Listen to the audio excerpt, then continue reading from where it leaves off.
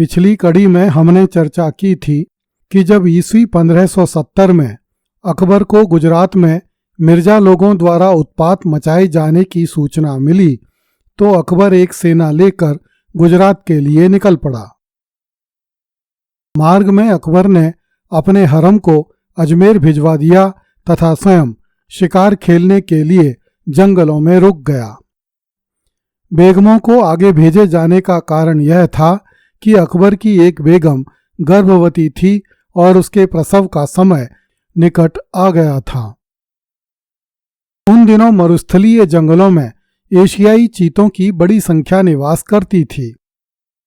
राजा एवं बादशाह उनका शिकार तो करते ही थे, साथ ही उन्हें पकड़कर पालतू बना लेते थे और उन्हें शिकार के आयोजनों में अपने साथ ले जाया करते थे। अकबर ने इस यात्रा में चीतों के द्वारा जंगली जानवरों का शिकार करने का आयोजन किया। यह एक खतरनाक प्रकार का शिकार था। इसके अंतर्गत सधे हुए पालतू चीतों को जंगली पशुओं के पीछे छोड़ा जाता था। आज्ञाकारी चीते अपने स्वामी के आदेश पर जंगली पशु का पीछा करते और उसे पकड़कर अपने मुंह से उसकी गर्दन दबोच लेते। जब जंगली पशु की सांस थम जाती तब ये चीते जंगली पशु को घसीटकर अपने मालिक के पास ले आते। एक दिन अकबर ने अपने एक सधे हुए चीते के साथ एक हिरण का पीछा किया। हिरण भागने में बहुत तेज था और वह लगभग 1.5 मील तक भागता चला गया। चीता भी उसके पीछे लगा रहा और घोड़े पर सवार अकबर तथा उसके सेवक चीते के पीछे भागते रहे। अबुल फजल लिखता है कि एक स्थान पर लगभग 25 गज चौड़ा नाला आ गया। हिरण ने नाले की परवाह नहीं की तथा लंबी लंबी छलांगें मारते हुए नाले के दूसरी तरफ चला गया। चीते ने भी उसका पीछा नहीं छोड़ा और वह भी नाले के दूसरी तरफ चला गया और उसने हिरण को पकड़ लिया। अकबर चीते के इस साहस से इतना प्रसन्न हुआ कि उसने चीते का पद बढ़ाकर उसको चीता एक खास नियुक्त कर दिया तथा आदेश दिया कि उस चीते के सम्मान में उसके सामने ढोल बजाए जाएं। अकबर की सेवा में शहबाज खां नामक एक अमीर रहा करता था। वह अफगानिस्तान से आया हुआ तुजुक अमीर था, जिन्हें आजकल ताजिक कहा जाता है। उसका काम शाही सवारी की व्यवस्था करने का था। अकबर की सेना में बाबा खां काकशाल नामक एक अमीर भी रहा करता था। उसे अपने तुर्क होने पर बड़ा घमंड था, इसलिए वह ताजिकों को अपने सामने कुछ भी नहीं गिनता था। एक दिन बाबा खां काकशाल ने शहबाज खां तुजुक का बड़ा अपमान किया। शहबाज खां ने अकबर से बाबा खां की शिकायत की। इस पर अकबर ने बाबा खान को बंदी बनाने तथा उसे कठोर सजा देने के आदेश दिए ताकि भविष्य में किसी भी अमीर को शहंशाह के सेवकों का अपमान करने की हिम्मत न हो सके। 12 अगस्त 1572 को अकबर ने खान अकेला को गुजरात की ओर रवाना किया। उसके साथ अशरफ खां, शाह कुली खां, महरम शाह बुदाक खां, सईद महमूद खां, कुलीच खां, सादिक खां, शाह फखरुद्दीन, हैदर मोहम्मद खान, अख्तर बेगी, सईद अहमद खान, कतलक कदम खां, खान किला का दामाद मोहम्मद कुली खां, मेहर अली खां सिलदूज, सईद अब्दुल्लाह खान, अमीर जादा अली खां और बहादुर खां भेजे गए। इस सूची से यह अनुमान लगाया जा सकता है कि अकबर ने गुजरात जाने के लिए कितनी भारी तैयारी की थी। 1 सितंबर 1572 को बादशाह ने भी अजमेर से प्रयाण कर दिया। वह मार्ग में शिकार करना चाहता था और यह देखना चाहता था कि जो सेना नायक आगे भेजे गए हैं वे कैसा काम करते हैं। वह यह भी देखना चाहता था कि यथासंभव शीघ्र गुजरात प्रांत शाही सेवकों के हाथों में आ जाए। मुल्ला अब्दुल कादिर बदायूनी ने अपनी पुस्तक मुंतखब उत तवारीख में लिखा है कि जब शहंशाह मेड़ता के पास पहुंचा तब यह खबर आई कि सिरोही राज्य में एक राजपूत ने खान कसां को जामधारा मारा, जो कि एक हथियार है और भारत में बहुत प्रचलित है। वह जामधारा खान कसां की छाती में घुसा और कंधे के पुट्ठे से बाहर निकल आया। घाव गहरा था किंतु मारक नहीं था। मुगल सेना ने उस राजपूत को वहीं पर घेर कर मार डाला।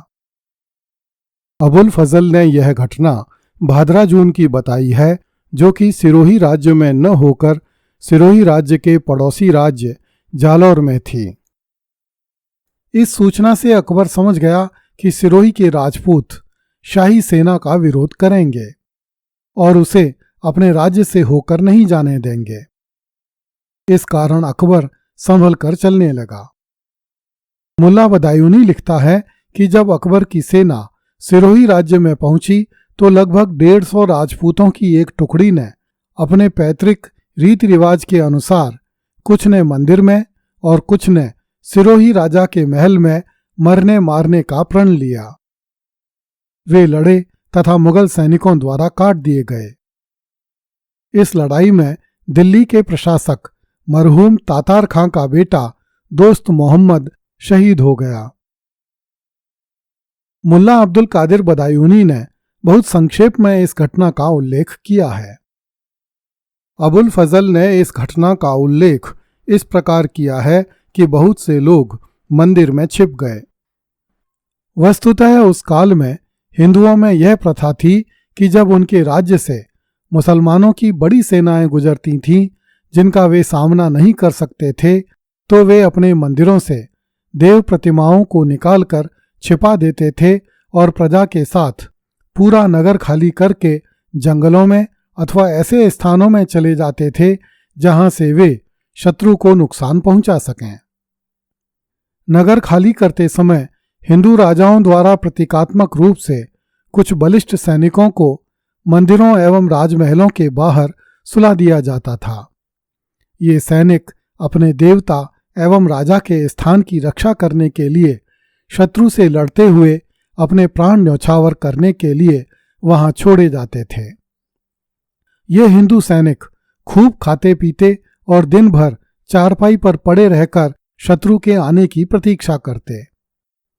इसलिए उन्हें माचातोड़ अर्थात चारपाई तोड़ने वाला कहा जाता था। माचातोड़ सैनिक अपने शत्रु से एक साथ नहीं लड़ते थे, अपितु जब शत्रु सेना मंदिर अथवा राजमहल में प्रवेश करने का प्रयास करती तो माचातोड़ सैनिकों में से कोई एक सैनिक उठता और दोनों हाथों से तलवार चलाता हुआ शत्रुओं को गाजर मूली की तरह काटता था। इसी क्रम में वह अपने देवता एवं राजा के निमित्त अपने प्राणों को पुष्प की तरह अर्पित करता था। वस्तुतः सिरोही में अकबर का सामना इन्हीं माचातोड़ सैनिकों से हुआ था। उसी समय अकबर को सूचना मिली कि राणा कीका मुगल चौकियों पर हमला करके उन्हें फिर से अपने अधीन कर रहा है। दर्शकों की सुविधा के लिए बताना समीचीन होगा कि अकबरकालीन मुस्लिम लेखकों की पुस्तकों में उदयपुर के महाराणा प्रताप सिंह को राणा कीका लिखा गया है, क्योंकि प्रताप के बचपन का नाम कीका था।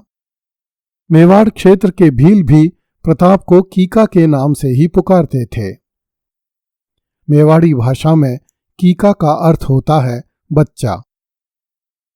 दर्शकों को स्मरण होगा कि ईस्वी 1568 में अकबर ने महाराणा उदय सिंह से चित्तौड़ छीन लिया था और चित्तौड़ के आसपास के काफी बड़े क्षेत्र में मुगल चौकियां स्थापित कर दी थीं, जिन्हें उन दिनों थाना कहा जाता था। 28 फरवरी 1572 को महाराणा उदय सिंह का निधन हो चुका था और उसका बड़ा पुत्र प्रताप सिंह मेवाड़ की गद्दी पर बैठ चुका था।